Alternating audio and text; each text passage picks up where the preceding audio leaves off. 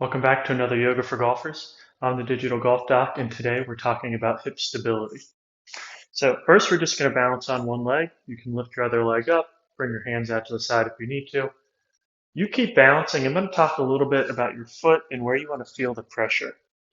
So there's a part called your metatarsal head. It's right over here, right before your big toe starts. A similar spot over by your little toe and your heel. Those are your 3 points of contact. You want to make sure when you're pressing on the ground, maintaining your balance, that those three areas have equal contact.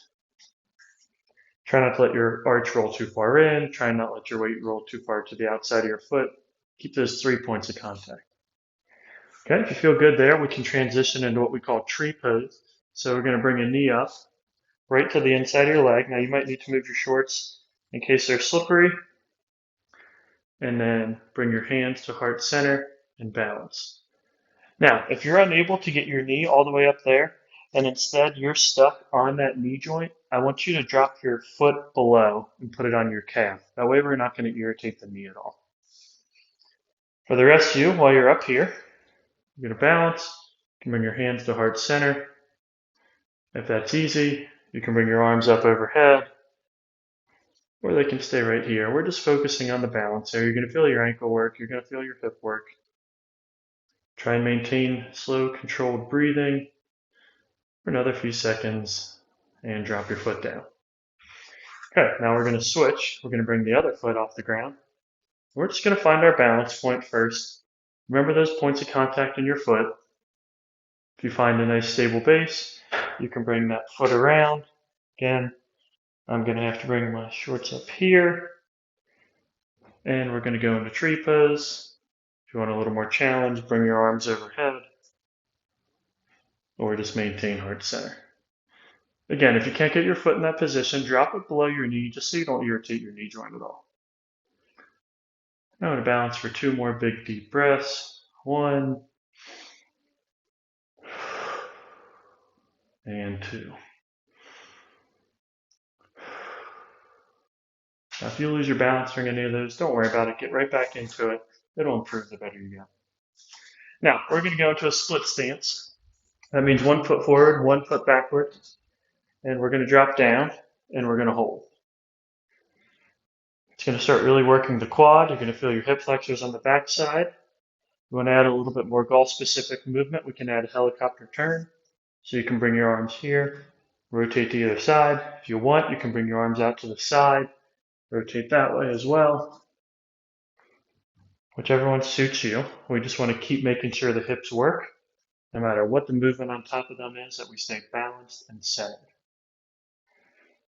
So I'm going to do a few turns with you guys. Maintain that calm, controlled breath. We're going each way. Then relax. And you can come back up. And we can rotate our feet, go all the way to the other side.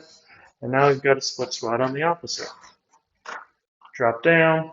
Again, let that knee get into a 90-degree angle or pretty close. We're going to feel the quad work here, and then we're going to add that rotation. Again, hands out or hands in, whichever one you prefer. I've got a wall I might run into, so I'm going to keep my hands in. Stay calm, collected. Big breath. And come up and rotate back to the middle.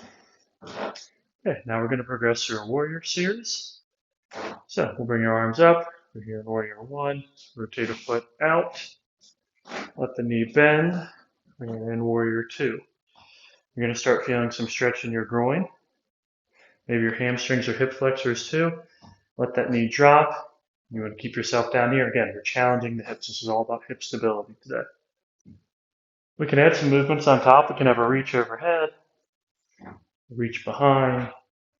All of these movements are fine as long as we are maintaining that knee bend in our front leg.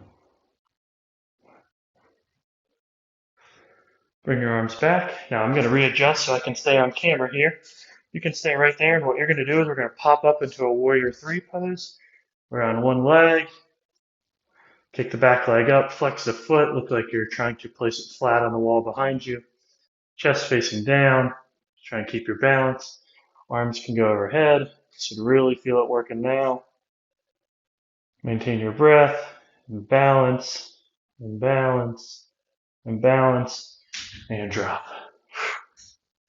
Good work, guys. I bet you can really feel the hip challenge. You can probably feel the quad burn a little bit. We're going to set back up. We're going to go the other way. Okay, so we're going to rotate, well, arms up first, rotate the foot out. We can drop down into our warrior two pose. Add a reach overhead. Bring it back the other direction. Again, we're maintaining that knee bend on the front side. Now we're starting to feel a little of that burn in the right leg. You might have started on a different side than me. That's fine. As long as we're hitting both sides, it doesn't matter what order we're in. You do want to maintain your breath either way. Okay, now we're going to get up ready to take flight into Warrior 3. I'm going to readjust to keep myself on screen. I'll show you guys we're in Warrior 2, and you can pop up straight into Warrior 3 pose. And balance. And while you balance, make sure you breathe. Foot reaching back, chest to the ground, arms overhead, balance. One more big breath. And drop. All right. Now, we're going to take another advancement. This is called a hip airplane. So I'm going to start on my right and demonstrate to you guys. Now, you could take a Warrior 3 straight to this, or you can reset. 1 foot firm, planted on the ground. Get into a little bit of bend. And then you're going to look to open your hip up and close it back down. Open it up and close it back down. So from what you're seeing from me, you guys keep going there. You really want to open those hips like you're bringing them from me toward the camera. That bottom hip stays stable, pelvis rolls open, and we come back. And we'll do 2 more. 1, open up, and 2. And we'll come back up. We'll switch to the other side. Find that firm balance point. 3 points of contact on the bottom of your foot. A little bit of forward bend. The more you bring it down here, the more challenging. A little bit easier this way. If you're having a lot of trouble, keep those toes on the back foot on the ground. And you can still use them to help support you as you open up. And close back down. And open up. And close back down. And again, if you like the challenge, keep floating that foot. Roll the hips open. Close it down. Roll them open. And close them down. Lost my balance a little bit there. Everyone take a break. Again, it's never a problem to lose your balance. Keep working on it. Get back to it. It happens to the best of us. So keep working. You'll get better. It'll happen less often every time. We're going to go into chair pose. So feet together. Ankles either touching or pretty close to touching. We're going to drop down into what we call chair pose. Knees and thighs squeezing together. I'm going to give you a side view. You guys stay down there. Start to find some of that quad burn, arms overhead, and you're going to hold. You're going to hold. You guys keep holding. I'm going to turn this way so we can see the transition to the next pose. Hold. Bring the arms down. Bring 1 foot out. Bring the other arm or other foot down. You can drop into, kind of call it a sumo squat. So now you're going to shift some of that stress to the groin muscles. Chest open. You can bring your arms to the center. A few deep breaths here. Let's go with 3. 1, 2, and 3. And come up. All right, last pose. So we're going to find our way back onto 1 foot, get that balance point. While we're there, we're going to bring the other foot up. This time, instead of hanging out there, we'll open it up to the side and bring it back. What I want you to see is my pelvis stays facing forward. My knee and hip rotate out. That's going to help me dissociate the joints. I move my hips without moving my pelvis. That's what you see in the golf swing. That's why those guys on tour are so good. They can move everything independent of one another. And drop. Getting tired? Take a breath, but just as long as you need to get back into it. Let's bring up the other leg. Open out to the side. And forward, to the side, forward. Make sure you're breathing.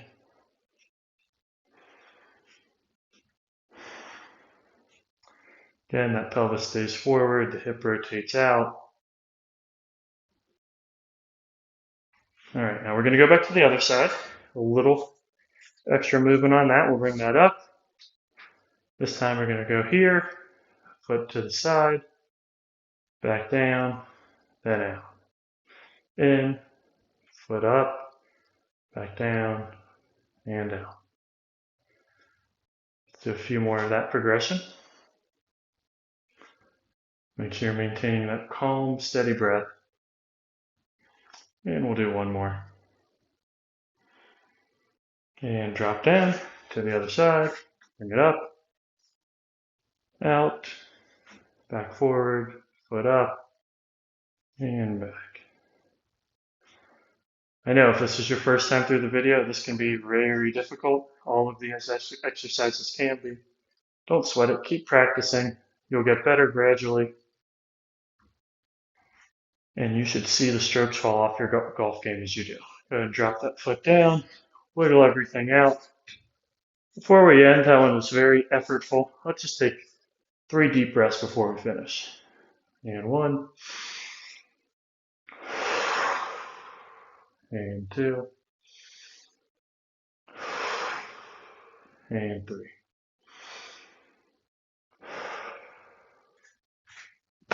All right, great work, guys. Hopefully you got a good challenge in there. Hopefully your legs were burning a little bit, hips are working, quads are working, hammies were working. And you can take it out to the golf course. Thanks for joining me today. I'll see you guys next time on Yoga for Golfers.